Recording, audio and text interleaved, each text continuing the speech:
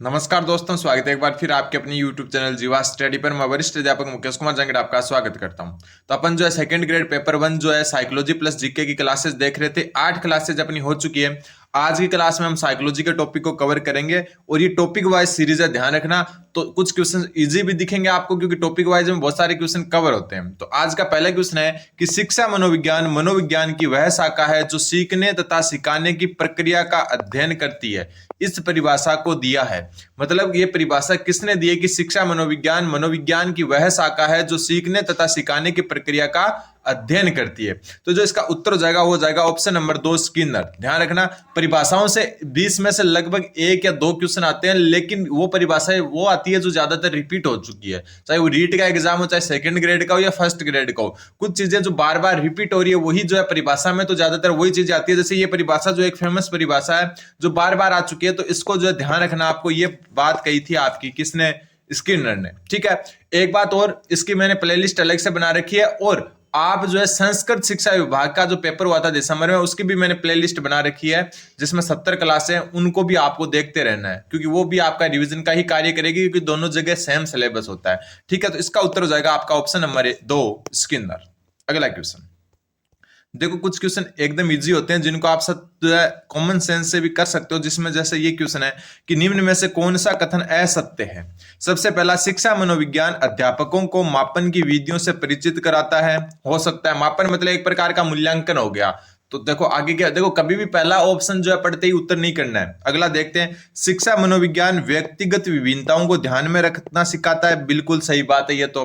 फिर शिक्षा मनोविज्ञान शिक्षा संबंधी व्यापक दृष्टिकोण प्रदान नहीं करता है। तो आपको पता है यही असत्य हो गया। ये एक व्यापक दृष्टिकोण उपलब्ध कराता है। व्यापक मतलब बहुत बड़े स्तर पर। ठीक है, व्यापक यानी वाइड रेंज में बहुत बड़े स्तर पर जो है दृष्टिकोण प्रदान करता है। हर चीज जो आपकी शिक्षा से संबंधित होती है उसको सिखाता है। ठीक है, तो असत्य ये होगा, यहाँ नहीं होना था। ठीक है, फिर शिक्षा मनोविज्ञान श्रेष्ठ शिक्षण विधियों की जानकारी देता है। ये भी बिल्कुल सही है, तो असत्य बताना था। तो ऑप्शन नंबर 3 इसका सही उत्तर हो जाएगा।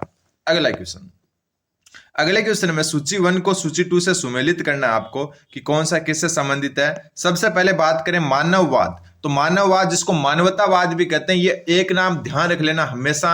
मानवतावाद आते ही अब्राहम मैस्लो का नाम याद रख लेना। ठीक है, मानववाद या मानवतावाद आते ही अब्राहम मैस्लो। तो अब्राहम मैस्लो देखो ऑप्शन में कहां पर है, ये रहा। तो ये इसका जो है उत्तर हो जाएगा। ठीक है, जिस कलर में जो है उस कलर में लिख देता हूं। तो मानववाद जो है अब्राहम मैस्लो और कार्ल रोजर्स, ये दोनों के दोनों मानववाद मनोवैज्ञानिक जो है उससे संबंधित हैं। फिर बात करें व्यवहारवाद से, तो व्यवहारवाद आपको पता है वाटसन जो है व्यवहारवाद है, मैकडूगल व्यवहारवादी है, स्किनर व्यवहारवादी है, थार्नडाइक भी व्यवहारवादी है। तो इनको अगर कलर चेंज करके लिखना चाहें तो व्यवहारवाद से संबंधित कौन कौन है?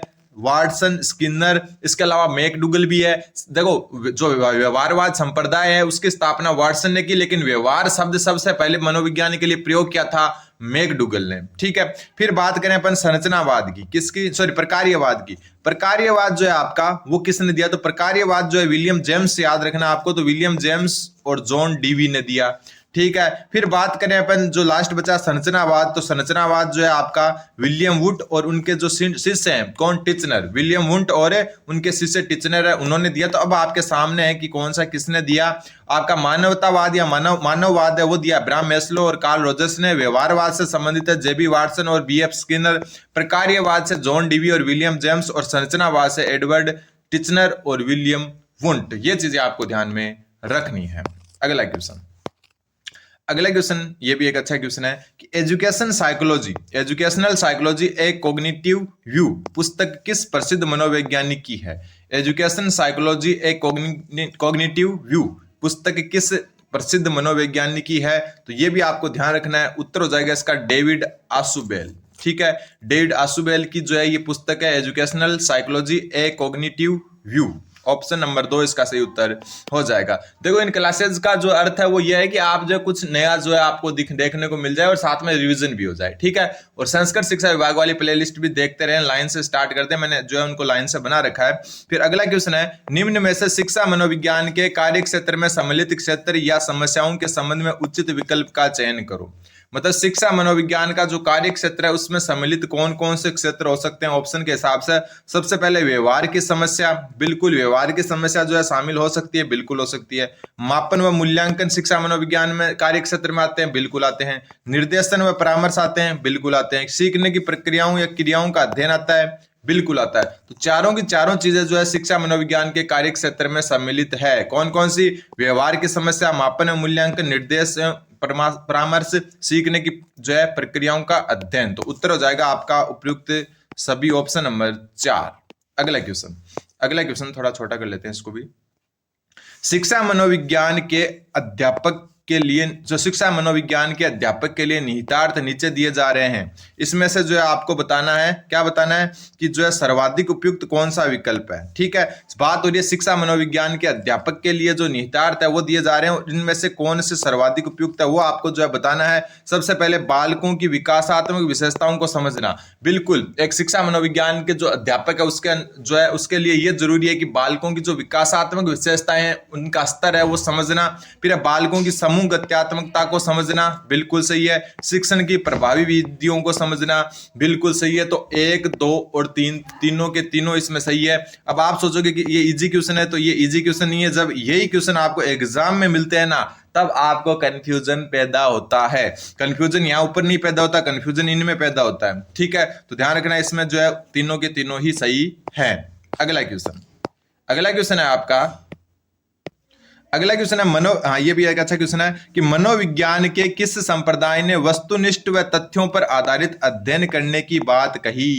ये क्वेश्चन अच्छा बन सकता है। मनोविज्ञान के किस संप्रदाय ने वस्तुनिष्ठ व तथ्यों पर आधारित अध्ययन करने की बात कही। तो जो इसका उत्तर हो जाएगा आपका ऑप्शन नंबर 3, व्यवहारवाद। वर्तमान में जो मनोविज्ञान है या शिक्षा मनोविज्ञान है वो व्यवहारवाद पर चल रहा है। तो मनोविज्ञान को वस्तुनिष्ठ व तथ्यों पर आधारित अध्ययन बात किसने कही?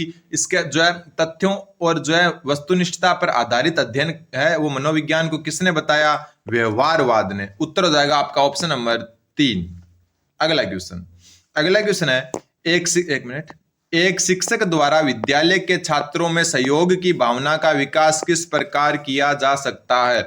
एक शिक्षक द्वारा जो है विद्यालय के छात्रों में सहयोग की भावना का विकास किस प्रकार से किया जा सकता है। बात हो रही है देखो सहयोग की भावना, सहयोग मतलब एक दूसरे की मदद करना। तो इस भावना को जो ऑप्शन के हिसाब से किस प्रकार जो है मतलब विकास किया जा सकता है। चित्र दिखाकर करोगे, चित्र दिखाने से क्या सहयोग की जो है आपकी भावना पैदा होगी। व्याख्यात्मक कार्य करके, तो आप किसी चीज की व्याख्या कर रहे हो, भाषण दे रहे हो, उससे क्या छात्रों में सहयोगात्मक जो है मतलब भावना बढ़ेगी? बिल्कुल नहीं बढ़ेगी। सुविचार देकर, तो सुविचार से भी नहीं बढ़ेगी। उनको क्या होगा? सामूहिक कार्य देकर, मतलब उनकी एक टीम बना दी कि 4-4 की, 5-5 की, 6-6 की, और फिर इनको एक सामूहिक कार्य देते हो तो उनमें सहयोग की भावना बढ़ती है, यानी कि एक दूसरे की मदद करने की भावना बढ़ती है।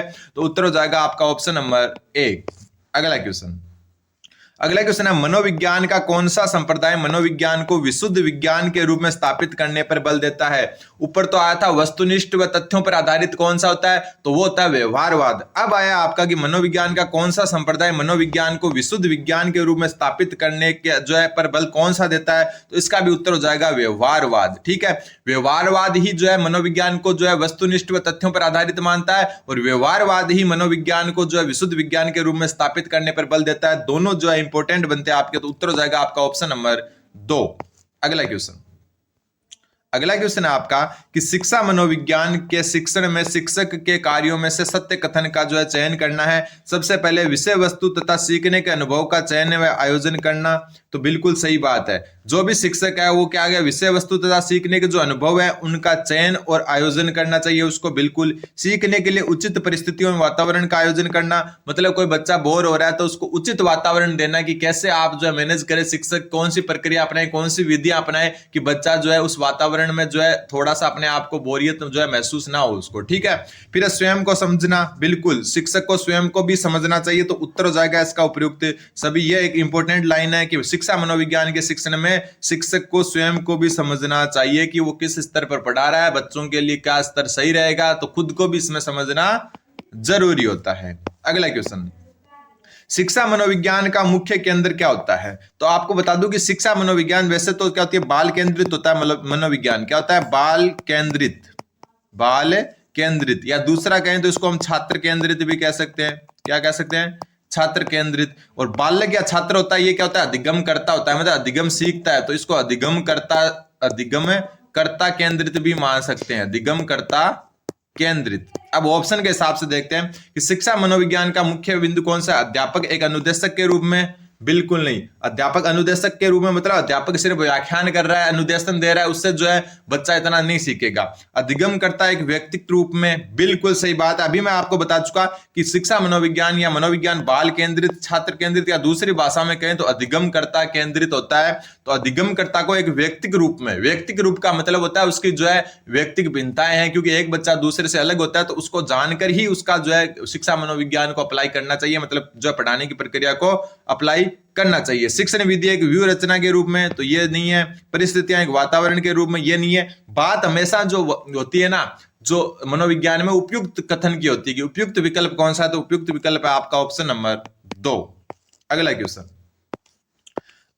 है, निम्नलिखित में से सत्य कथन कौन सा है, वो बताना है आपको।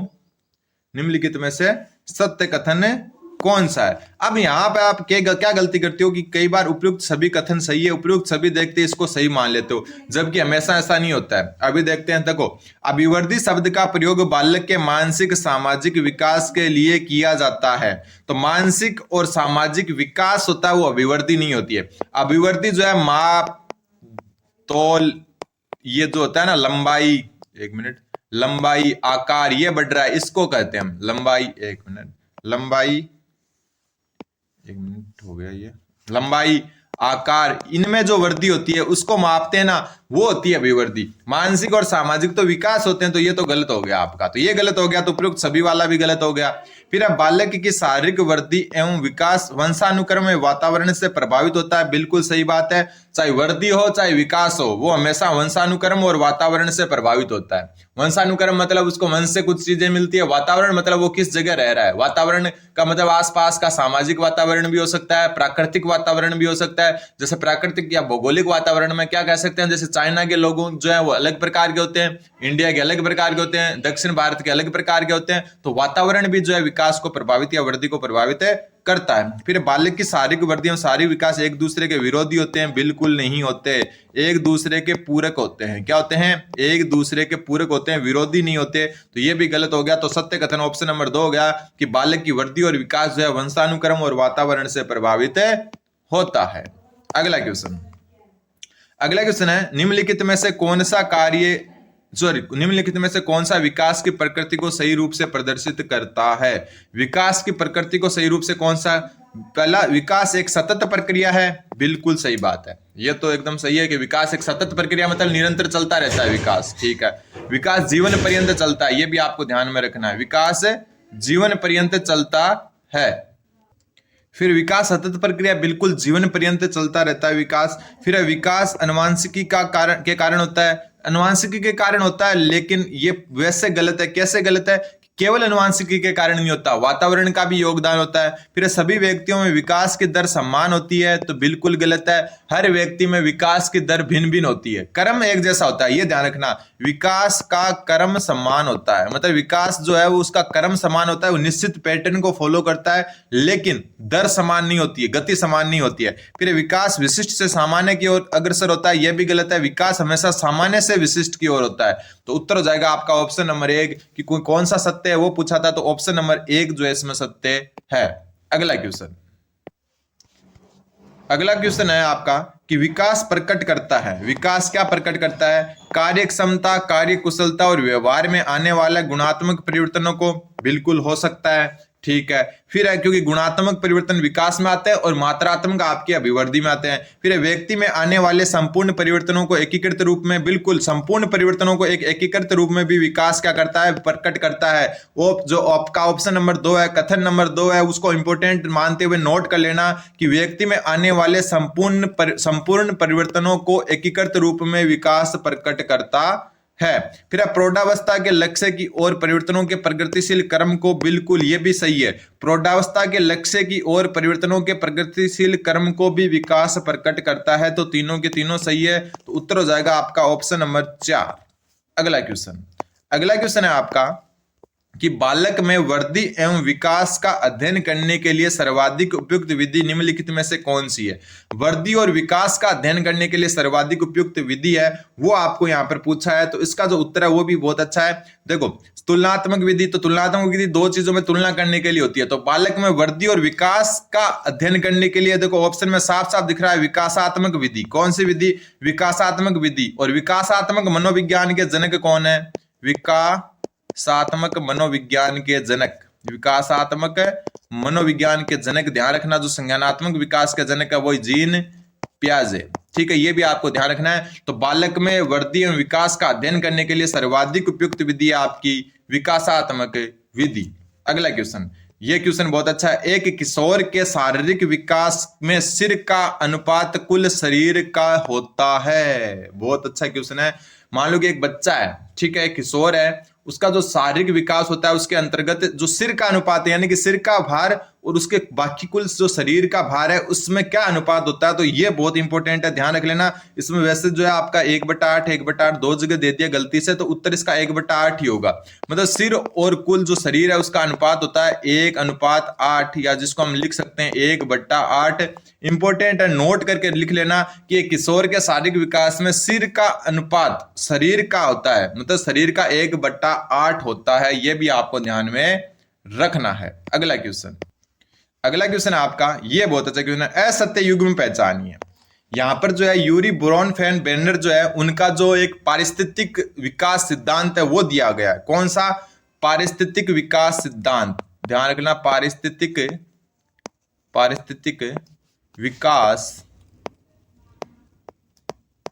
का सिद्धांत, पारिस्थितिक विकास का सिद्धांत दिया यूरी ब्रॉनफेर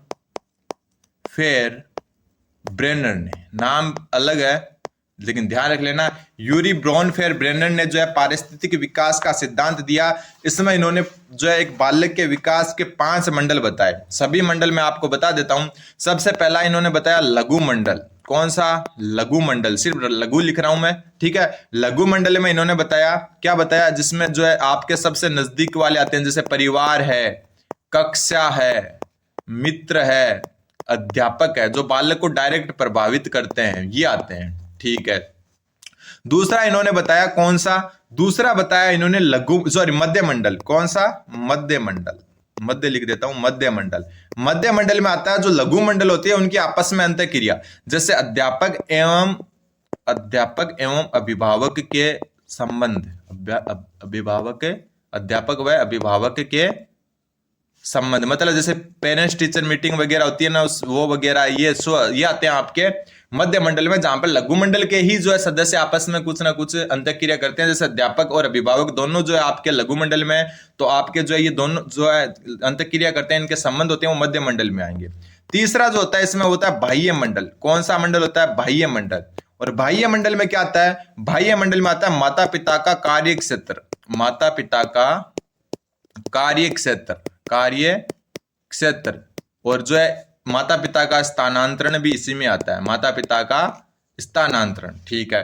फिर चौथा जो आता है वो आता है वृहत मंडल। कौन सा मंडल? वृहत मंडल। वृहत मंडल में क्या आता है? सामाजिक प्रथाएं आती है, सामाजिक प्रथाएं और सांस्कृतिक मूल्य आते हैं, सामाजिक प्रथाएं और सांस्कृतिक मूल्य ये आते हैं। फिर पांचवा जो आता है आपका आता है घटना मंडल। कौन सा मंडल? घटना मंडल। और घटना मंडल में क्या आता है? आर्थिक आघात, यानी कि माता पिता को कोई आर्थिक आघात हो जाए, ठीक है, मतलब कोई नुकसान हो जाए, और इसके साथ माता पिता का तलाक, ये चीजें आती है। किसमें? पारिस्थितिक विकास सिद्धांत या पारिस्थितिक तंत्र सिद्धांत भी कहते हैं, यूरी ब्रॉनफेर ब्रेनर का। ये लघु मंडल में परिवार आता है, कक्षा अध्यापक और जो है मित्र आते हैं, मध्य में अध्यापक और अभिभावक उनके संबंध आते हैं। कुल मिला के जो लघु मंडल होते हैं उनके जो अवयव है उनके आपस में संबंध। फिर आता है बाह्य मंडल, जिसमें माता पिता का कार्य क्षेत्र और स्थानांतरण आता है। फिर वृहत मंडल में सामाजिक प्रथाएं और सांस्कृतिक मूल्य आता है। घटना मंडल में आर्थिक आघात और माता पिता का तलाक आता है। अब आपको असत्य युग में बताना है ऑप्शन के हिसाब से। घर लघु मंडल में आएगा, बिल्कुल आएगा, ठीक है, क्योंकि अपन बात कर चुके हैं परिवार, कक्षा, तो परिवार ही घर होता है, तो ये बिल्कुल सही है। माता पिता का तलाक घटना मंडल में, तो ये रहा माता पिता का तलाक घटना मंडल में, ये भी बिल्कुल सही है। मित्र मध्य मंडल में? बिल्कुल नहीं, मित्र आपका आता है लघु मंडल में। तो उत्तर इसका ऑप्शन नंबर 3 होगा, क्योंकि असत्य बताना था।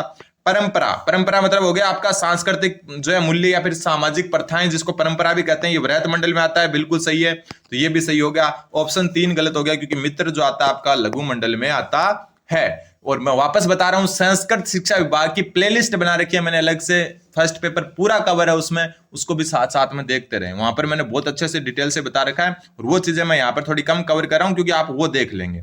फिर अगला क्वेश्चन है कि भावात्मक विकास को किसके संदर्भ में बेहतर समझा जा सकता है। बात हो रही है भावात्मक विकास की, तो भावात्मक विकास को किसके संदर्भ में जो है ज्यादा अच्छा समझा सकता है? क्या ये सृजनात्मक विकास होता है? बिल्कुल नहीं। भावनाएं जो होती है आपके मस्तिष्क की होती है, गामक भी नहीं होता। गामक मतलब गतिशीलता, इसमें भावनात्मक में कौन सी गतिशीलता होती है? तो ये भी नहीं होता। आध्यात्मिक भी नहीं होता। उत्तर हो जाएगा बौद्धिक, यानी भावनात्मक विकास है वो आपके बौद्धिक विकास से संबंधित है। किससे है? बौद्धिक विकास से। तो उत्तर हो जाएगा आपका ऑप्शन नंबर ए।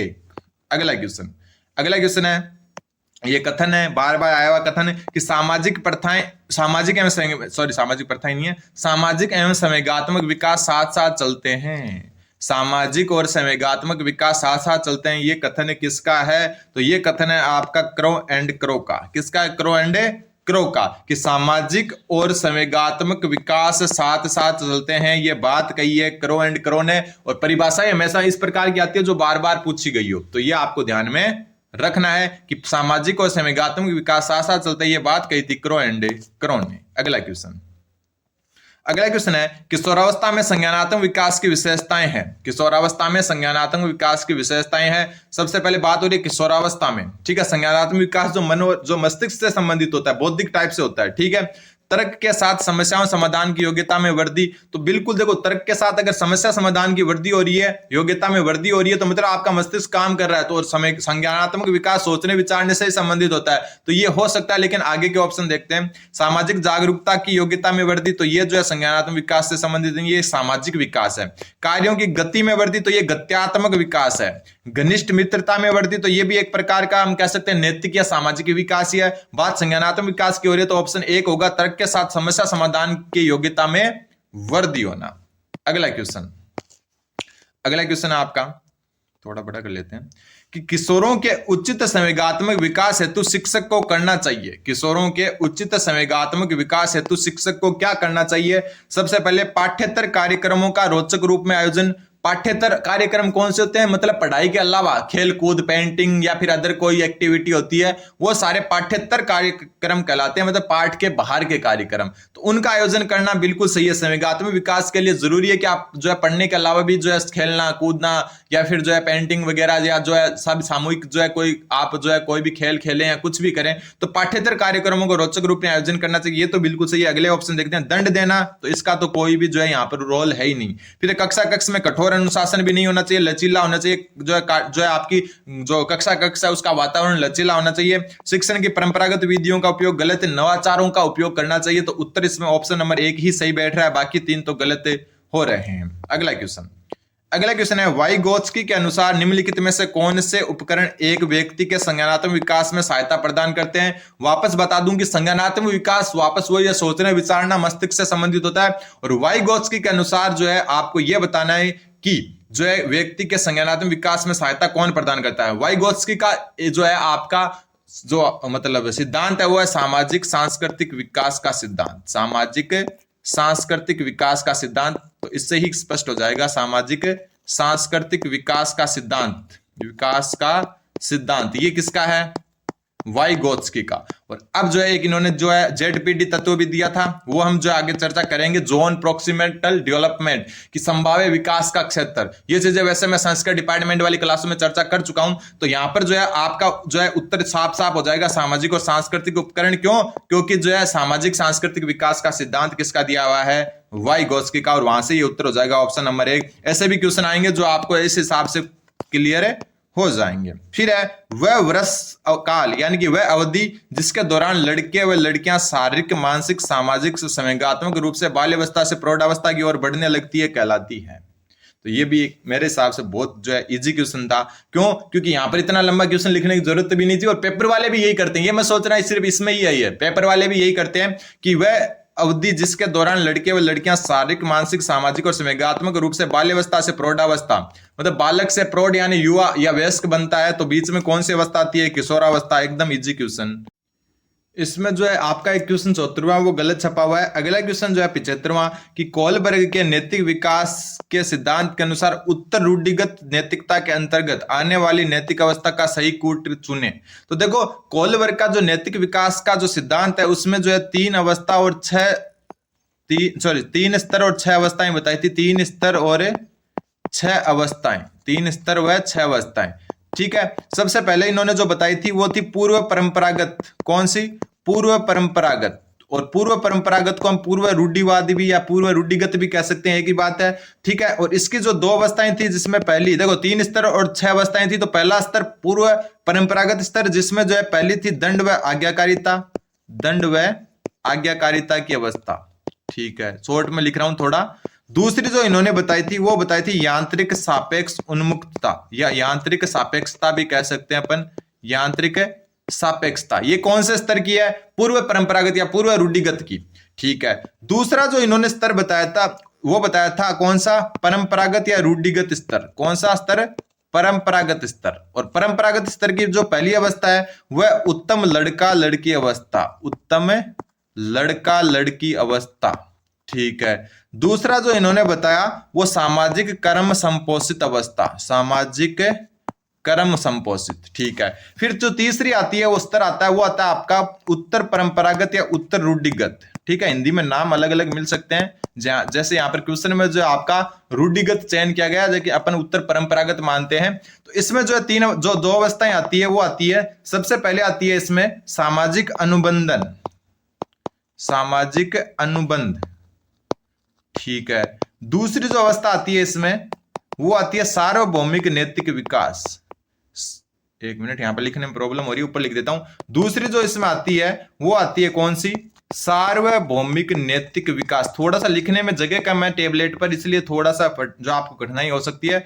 सार्वभौमिक नैतिक विकास अवस्था। अब आपको यह बताना है जो उत्तर रूढ़िगत है या उत्तर परंपरागत है उसकी कौन सी है? सामाजिक अनुबंधन उन्मुक्तता, सामाजिक अनुबंधन उन्मुक्तता। तो बिल्कुल ये देखो सामाजिक अनुबंधन ये आपकी जो है उत्तर जो है रूढ़िगत या उत्तर परंपरागत की है। बिल्कुल। दंड व आज्ञाकारिता, तो दंड व आज्ञाकारिता पूर्व परंपरागत की है, तो ये तो होगी नहीं। साधनात्मक सापेक्षता यानी कि यांत्रिक सापेक्षता का दूसरा नाम है साधनात्मक सापेक्षता, तो ये भी नहीं है। या सार्वत्रिक नीतिपरक सिद्धांत उन्मुक्तता जिसको सार्वभौमिक नैतिक विकास भी कहते हैं। एक चीज आपको ध्यान में रखना है कि हिंदी वाले शब्दों को चेंज मिल सकते हैं, तो ध्यान रखना। देखो सार्वत्रिक नीतिपरक सिद्धांत को यहां पर क्या लिख रखा है अपन ने? सार्वभौमिक नैतिक विकास।